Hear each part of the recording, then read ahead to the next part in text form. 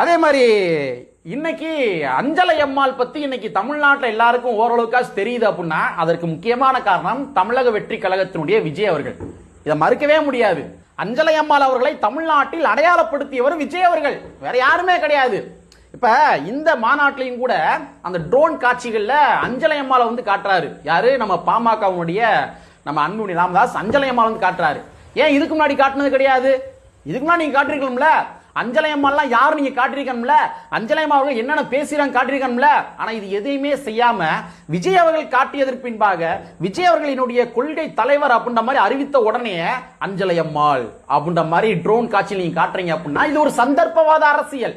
அப்ப நீங்க அஞ்சலை அம்மாளை வந்து நீங்க காட்டுவதாக இருந்தா முன்னாடி இருந்தே உங்களுடைய மக்களுக்கு நீங்க கற்பித்திருக்க வேண்டும். இவங்க தான் அஞ்சலை அம்மாள் கற்பித்திருக்க வேண்டும். அவங்களுடைய களப்பணிகள் எல்லாமே சொல்லி இருக்க வேண்டும். ஆனா நீங்க இதுவரை சொன்னது கிடையவே கிடையாது. மாறாக அக்னி செட்டிகளுக்கு நாம